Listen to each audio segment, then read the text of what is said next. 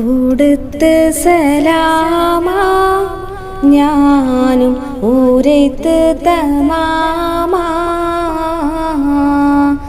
അല്ലാ റസൂലിനേലും കാഴ്ചെനിക്കെല്ലാത്തിനും സാകിയാണോരേ എന്തെന്നാബുഹാവരിൽ ഹാക്കിയായ സുന്ദരമാനിതമാരരേ. അപ്പൊ ഞാൻ ഒരു കാര്യം ചോദിക്കട്ടെ, ഇപ്പൊ ഈ 12 വർഷമായിട്ട് നിങ്ങൾ ഇവിടെ സന്തോഷമായിട്ട് ജീവിക്കുന്നുണ്ടെന്ന് എന്നോട് പറഞ്ഞെങ്കിൽ പോലും ശരിക്കും ജീവിതത്തിൽ എന്തെങ്കിലും വിഷമങ്ങൾ ഇവിടെ കടന്നു പോയിട്ടുണ്ടോ? വിഷമങ്ങൾ ഒരുപാടുണ്ട്. അത് ഇപ്പൊ നമ്മളൊന്നാമത് ഇങ്ങനത്തെ ഒരു കല്യാണം ആയതുകൊണ്ടും സ്നേഹിച്ച് കല്യാണം കഴിച്ചതിന്റെ ഒരു ബുദ്ധിമുട്ടൊക്കെ എല്ലാവർക്കും ഉണ്ട്. പിന്നെ എന്നോട് പിന്നെ ഹസ്ബൻഡ് ഇങ്ങനെ പറയും, നമ്മൾ ആരതൊന്നും നോക്കണ്ട, നമുക്ക് നമ്മളായിട്ട് ജീവിക്കുക, പഠിച്ചോണ്ടാവും നമ്മളെ കൂടെ. കേട്ടോ വഴിയരികിൽ നിറഞ്ഞൊരു മൈലാഞ്ചി കഥകൾ, കാതിൽ കൊതിയേറും ഇലാഹിൻ ഹംദിൻ നിശലകൾ, കാണാത്തൊരു ലോകം നീതിയ അനുരാഗക്കോള്. ഹായ്, അപ്പോൾ ഞാനെന്നുള്ളത് മലപ്പുറം ജില്ലയിലെ മക്കരപ്പുറം പറഞ്ഞ സ്ഥലത്താണ് കേട്ടോ. ഇന്ന് ഞാൻ വന്നിട്ടുള്ളത് ഒരു അടിപൊളി കലാകാരിയെ എനിക്കത് പരിചയപ്പെടുത്താനാണ്. അതായത് ഒരുപാട് കഴിവുകൾ ഉണ്ടായിട്ടും എവിടെയും ഒരു അവസരം പോലും കിട്ടാതെ ജീവിതം മുന്നോട്ട് തള്ളിക്കൊണ്ടിരിക്കുന്ന ഒരു കലാകാരി. അത് മാത്രമല്ല, ജീവിതത്തിൽ ഒരുപാട് അനുഭവങ്ങളുള്ള ഒരു കലാകാരി. ഇങ്ങനെയൊക്കെ പറയുമ്പോൾ നമുക്ക് പരിചയപ്പെടാനും കാണാനൊക്കെ ആഗ്രഹം ഞാൻ ഒരുപാട് പ്രകടിപ്പിച്ച ആളും കൂടി ആയിരുന്നത്. എന്നാലും ഇന്ന് ഈ ഒരു കലാകാരിൻ്റെ കുറച്ച് വിശേഷങ്ങൾ, ഇത് മാത്രമല്ല ഇവർ പിന്നിട്ട് വന്ന വഴികൾ ഒരുപാട്, എന്താ പറയുക, നമുക്ക് കേൾക്കുമ്പോൾ തന്നെ നമുക്ക് ഒരുപാട് സങ്കടപ്പെടുന്ന ഒരുപാട് കാര്യങ്ങൾ, അങ്ങനെ കുറച്ച് സംഭവങ്ങൾ ഒരു കലാകാരിയും കൂടിയാണ്. മാത്രമല്ല നല്ല പോലെ പാട്ട് പാടാനും, ഞാൻ പറഞ്ഞല്ലോ, ഇതുവരെ ഒരു വേദിയോ അല്ലെങ്കിൽ ആരും തിരിച്ചറിയുകയോ ചെയ്യാത്ത അങ്ങനെയുള്ളൊരു കലാകാരിയാണ് കേട്ടോ. നമുക്ക് പരിചയപ്പെടാം, മാക്സിമം സപ്പോർട്ടും കൊടുക്കാം. എന്തായാലും വീഡിയോ മാക്സിമം ലൈക്ക് തന്നെ കണ്ടോളൂ. നിങ്ങളുടെ അഭിപ്രായങ്ങൾ താഴെ കമൻറ്റ് ചെയ്യാൻ മറക്കരുത്. നേരെ നമുക്ക് വീഡിയോയിലേക്ക്. അപ്പോൾ ഞാനെന്നുള്ളത് അവരുടെ വീടിൻ്റെ മുമ്പിലാണ് കേട്ടോ. എൻ്റെ ഒരു വാടക വീടാണ്, അവർ താമസിക്കുന്നതും ഇവിടെ തന്നെയാണ് കേട്ടോ. ഹലോ, അസ്സലാമു അലൈക്കും. ഫാത്തിമ സഫ്വാൻ അല്ലേ? അപ്പോൾ നല്ലൊരു കലാകാരിയാണ്. ഇന്നേ വരെ ഒരു വേദിയും എവിടെയും കിട്ടിയിട്ടില്ല അല്ലേ? ഓക്കെ, അതെന്താ കാരണം? ഇത്രയൊക്കെ നന്നായി പാടിയിട്ടും ഇതുവരെ ഒരു വേദി ഒന്നും കിട്ടിയില്ല, കാരണം എന്താ?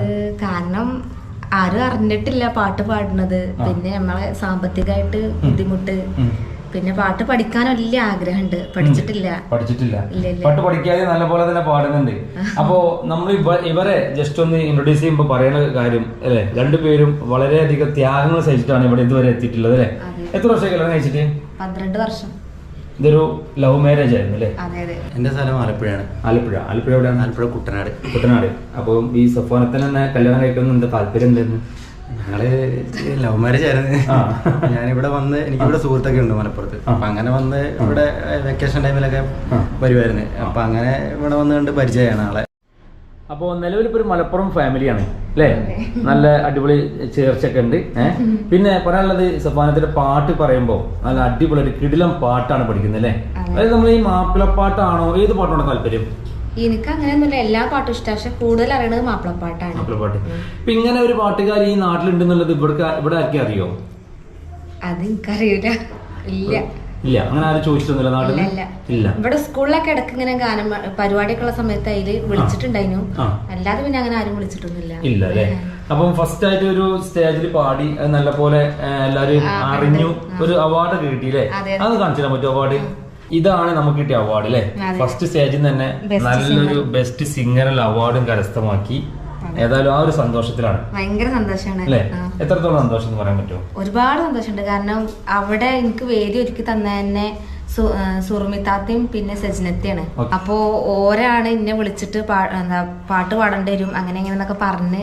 അപ്പൊ എനിക്ക് ഭയങ്കര സന്തോഷമായി. കാരണം വലിയൊരു വേദിയാണ്, ഒരുപാട് ആളുകളുണ്ടായിരുന്നു അവിടെ. അപ്പൊ ഓരോ മുന്നിൽ നിന്നൊക്കെ പാട്ട് പാടി, പിന്നെ ഓരോ കയ്യിൽ നിന്ന് ഈ ഒരു സമ്മാനം വാങ്ങാറുണ്ട് തന്നെ വലിയ. അല്ല, പിന്നെ ഇവിടെ മോളെ സ്കൂളിലൊക്കെ മത്സരം ഉണ്ടായിരുന്നു, അതിന്റെ സെക്കൻഡ് പ്രൈസ് കിട്ടിയിട്ടുണ്ട്. അതിന്റെ ട്രോഫി ഒക്കെ ഇവിടെ ഉണ്ട്. തൊടുത്ത് സലാമാ ഞാനും ഊരത്ത് തമാമാ അല്ലാ റസൂലിനേലും കാഴ്ചെനിക്കെല്ലാത്തിനും സാകിയാണോരേ എന്തെന്നാബുഹാവരിൽ ഹാക്കിയായ സുന്ദരമാനിതമാരരെ അല്ലാ റസൂലിനെയും കാഴ്ചെനിക്കെല്ലാത്തിനും സാകിയാണോരേ എന്തെന്നാവൂ അവരിൽ ഹാക്കിയായ സുന്ദരമാനിതമാരരെ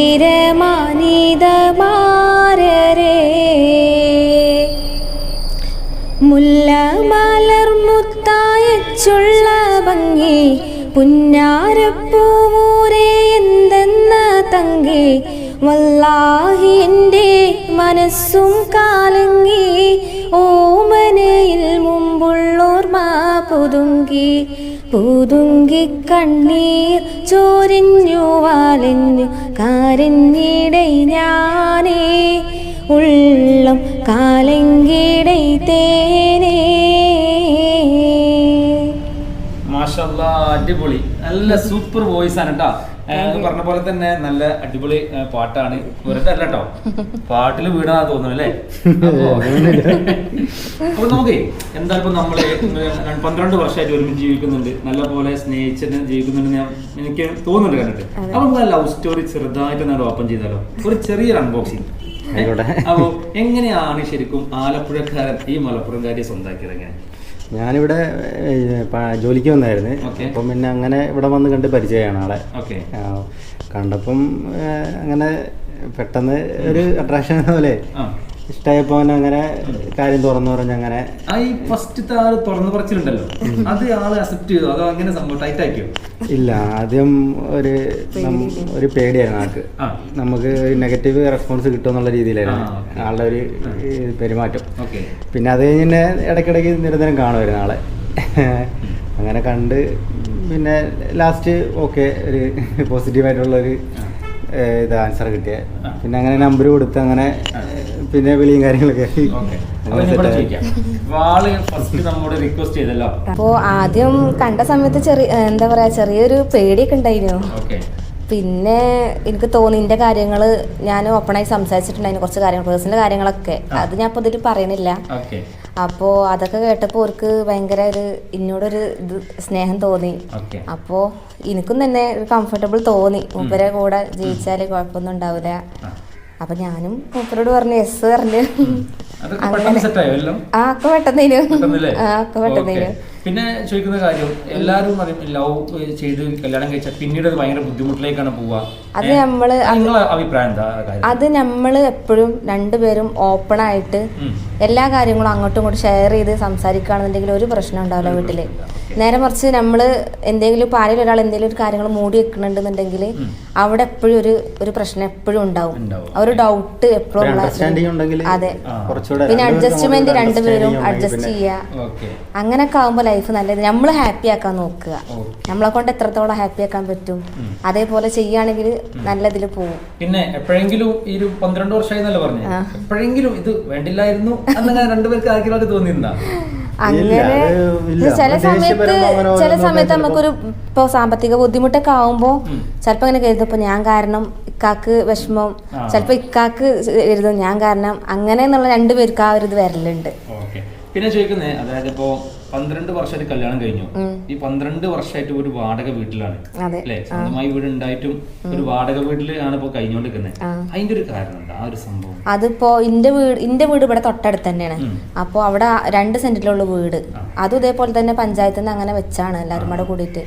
അപ്പോ അവിടെ ഉമ്മി ഇപ്പി അനിയനും എല്ലാരും ഉണ്ട്. അപ്പൊ ഞങ്ങളും കൂടെ ആവുമ്പോ ഒരു ബുദ്ധിമുട്ടാവൂലേ എഴുതിയിട്ടാണ് അതെ സ്വയം മാറിയ. പിന്നെ ഇപ്പൊ വലിയൊരു ആഗ്രഹമാണ് വീട്, സ്വന്തമായിട്ടൊരു വീട്. അപ്പോ ആരെങ്കിലും നമ്മളോട് നമ്മുടെ യൂട്യൂബേഴ്സ് TT ഫാമിലിയിലെ ഇത്തന്റെ ലുക്ക് ഉണ്ടെന്ന് ആരെയും പറഞ്ഞിരുന്നു? ഒരുപാട് പേര് പറയലുണ്ട്. ആരെങ്കിലും ആണോ, റിലേറ്റീവ്സ് ആണോ എന്നൊക്കെ ഒരുപാട് പേര് ചോദിക്കലുണ്ട്, ലൈവിലൊക്കെ ചോദിക്കലുണ്ട്. TT ഫാമിലിയിലെ ഷെമി ഓരോ ചെയ്യലുണ്ട് എന്നൊക്കെ പറയലുണ്ട്. പക്ഷെ ഞാൻ ഓരോ സബ്സ്ക്രൈബറാണ്. എനിക്ക് ഓരോ നേരിട്ട് കാണാൻ ഒരുപാട് ആഗ്രഹമുണ്ട്. നല്ല ആഗ്രഹമുണ്ട്, ഒരുപാട് ആഗ്രഹമുണ്ട്. എനിക്ക് ഭയങ്കര ഇഷ്ടമാണ് ഓരെ. ഓക്കെ അല്ലേ, കണ്ടു കഴിഞ്ഞാൽ എന്തായാലും ആള് നെട്ടും. കാരണം സെയിം ആണ് അല്ലേ, ഒരേ മുഖശേപ്പ് രണ്ടുപേരും. ഞാൻ ഫസ്റ്റ് കണ്ടപ്പോ എനിക്കും അങ്ങനെ തോന്നിട്ടോ. അതെ, അവർക്കില്ലാത്തൊരു കഴിവ് ഇവിടെ ഉണ്ട് അല്ലേ. അവർ പാട്ട് പാടുമില്ല, പക്ഷെ ഇവിടെ നല്ല പോലെ പാട്ട് പാടും. എന്തായാലും നമുക്കൊരു ട്രെൻഡിങ് സോങ് പാടി നോക്കാം അല്ലേ. ഓക്കെ, അപ്പൊ എന്തായാലും ആളെ കഴിവ് എത്രത്തോളം ഉണ്ടെന്ന് നമുക്ക് ഈ പാട്ട് കൂടെ മനസ്സിലാക്കാം കേട്ടോ. ഞാൻ പറഞ്ഞു നല്ല കഴിവുണ്ട്, പക്ഷെ ഇന്നേ വരെ ഒരു വേദി ആരും കൊടുത്തിട്ടില്ല എന്നുള്ളതാണ് സത്യം. എന്തായാലും നോക്കാം. കണ്ടോരാവിതളിൽ നിലാവൊരു സുന്ദരിയായി നിന്ന്, കേട്ടോ വഴിയരികിൽ നിറഞ്ഞൊരു മൈലാഞ്ചി കഥകൾ, കാതിൽ കൊതിയേറും ഇലാഹിൻ ഹംദിൻ നിശലകൾ, കാണാത്തൊരു ലോകം നീതിയ അനുരാഗക്കോള്, കണ്ടോരാവിതളിൽ നിലാവൊരു സുന്ദരിയായി നിന്ന്, ഉള്ളിലൊരു തരിമോഹം ഉയരായ നാദനിലേറാൻ, ഉള്ളറിഞ്ഞൊരു മോഹം ഉയരായ നാദനിലേറാൻ, ഉദരമാകിലും ഉണർവതേകിലും ഉമ്മയാണിൻ ലോകം, ഉള്ളറിഞ്ഞെന്നുൾ കരുത്തായി ഉപ്പയാണിൻ ചാരേ, കണ്ടോരാവിതളിൽ നിലാവൊരു സുന്ദരിയായി നിന്ന്. ആദ്യ രണ്ട് പാട്ടുകളും തകർത്ത് പാടി അല്ലേ, ഒരു വീട്ടമ്മയും കൂടിയാണ് അല്ലേ. അപ്പൊ എന്തായാലും പാട്ടിനെ നല്ലപോലെ ഇഷ്ടപ്പെടുന്ന ഒരാളായതുകൊണ്ട് തന്നെ ഞാൻ ഏത് പാട്ടാ പാടുന്നതെന്ന് ചോദിക്കുന്നില്ല. എന്തായാലും പാടുന്ന പാട്ടുകളൊക്കെ ഹിറ്റ് ആയിരിക്കും എനിക്കറിയാം. എന്തായാലും ഒരു പാട്ടുകൊണ്ട് നോക്കാം നമുക്ക്. ഓക്കെ. മക്കത്തെ രാജാത്തിയായി വാണിടും ഖദീജബി, മുന്തി മുഹമ്മദിനെ വേൽക്കാനായി ആജബല്ല, മാലിനി മണിയായ ഖദീജബി ചുടുവിലെ സമ്മതം തേടുന്നേ, സന്തോഷം പേറുന്നേ, സുസ്ഥിരമിൽ മിക ദൂതര വിട്ട് സ്തുതിഗതി അഹമ്മദിനെ അറിവിത്ത്, സുബ്ഹാനവരുടെ വിധി പോലത്ത് മുല്ലപ്പൂ ഭാഷാകത്താൽ തോഴിയാൾ പറയുന്നു, മെല്ലെ മുഹമ്മദും ശ്രദ്ധിച്ചു കേൾക്കുന്നു, മന്ത്രിക്കും മട്ടിൽ ഒരു മറുപടി പറയുന്നു, പുഞ്ചിരി തൂകുന്നേ നാണം കുണുങ്ങുന്നേ. മാഷാ അല്ലാഹ്, ഓരോ പാട്ടുകളും കിടിലനായിട്ട് പാടുന്നുണ്ട് കേട്ടോ.